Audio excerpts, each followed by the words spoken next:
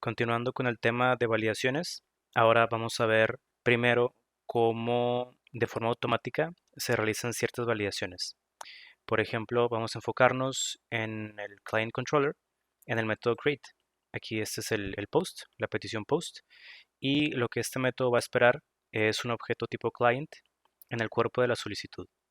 Así que si nos vamos a Postman y queremos probar ese método, me voy a post y en el cuerpo lo que estaría esperando es este objeto, un objeto con las propiedades name, phone number e email, que si nos vamos de vuelta al modelo, nuestro modelo client, son las propiedades que ocupamos para crear un nuevo registro en la base de datos. Recordemos que ID y recdate son valores que se asignan por default cuando hacemos un insert en la base de datos. Entonces, las propiedades que ocupamos son name, phone number e email para hacer un insert. Y de estas dos, de hecho, solamente name y phone number son requeridas. O sea, en la base de datos son no nulos. Así que, ¿qué sucedería si en mi post, cuando quiero pasar un objeto como parte de la solicitud, hago lo siguiente? En lugar de name, pongo otro atributo que sea nombre, por ejemplo. Y aquí phone number le pongo número solamente. Envío la solicitud y lo que tengo es un batch request. Tenemos que el título de la respuesta del servidor es que uno o más errores de validación ocurrieron. Y los errores son que el campo name es requerido y el campo phone number es requerido. Ahora, esta respuesta de status 400 fue automática porque si nos vamos de vuelta al controller en el método create, aquí no hemos generado en ningún momento ningún tipo de validación para checar que el objeto del cuerpo de la solicitud sea en efecto un objeto tipo client.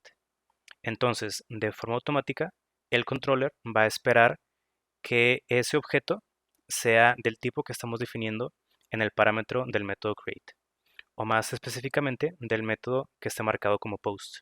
Entonces, si bien tenemos ya de forma automática esa validación de que el objeto del cuerpo de la solicitud sea igual a lo que estamos definiendo aquí, hay ciertas limitaciones. Por ejemplo, estamos esperando que la propiedad phone number tenga cierto tamaño.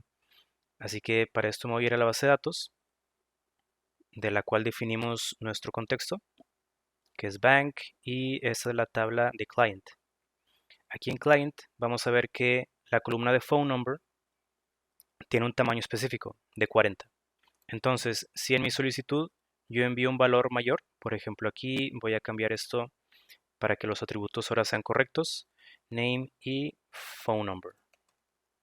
Pero el número de teléfono va a ser una cadena enorme, o sea, mayor de esos 40 caracteres.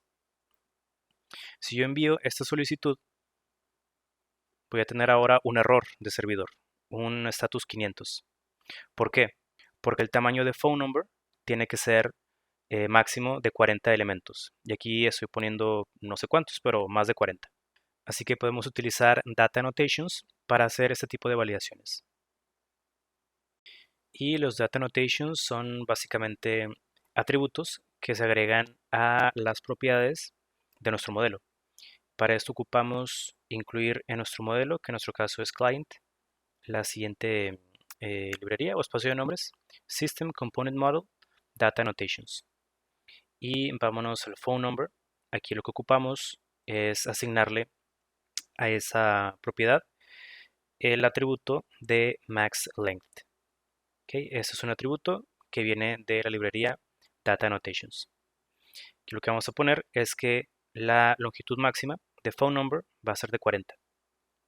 Así que ahora en Postman, si quiero hacer esta misma solicitud con este valor enorme para phone number, vamos a ver qué es lo que devuelve ahora el servidor. Tenemos el batch request 400 y el mensaje es que la propiedad phone number tiene que ser una cadena o un arreglo con una longitud máxima de 40. Entonces, agregando ese data annotation, ese atributo de data annotation, ya validamos el tamaño o la longitud máxima de esta propiedad. También podríamos, en lugar de mostrar este mensaje, poner algo más personalizado. Aquí en maxLength voy a agregar otro parámetro que se llama error message. Y aquí pongo una cadena que sería el mensaje de error que quiero que vea el usuario. El número de teléfono debe ser menor a 40 caracteres. Después de ese cambio, vuelvo a Postman, hago la misma solicitud.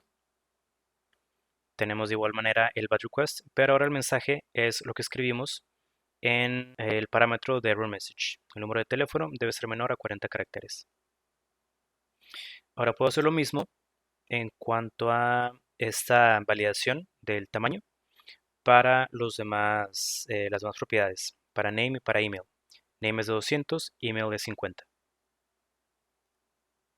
Aquí agrego esos dos atributos para name y para email. Aquí a lo mejor es un poquito confuso porque de forma automática IntelliSense muestra las referencias de cada propiedad. Entonces hay que poner atención en dónde ubicamos estos atributos de Data Annotation. Siempre tienen que estar por encima de la propiedad que queremos validar. Ahora con esto ya validamos el tamaño máximo de las tres propiedades, name, phone number e email. Otra validación muy importante y de hecho básica es la de email. Aquí obviamente estamos esperando un correo electrónico y hay un formato ya establecido para los correos.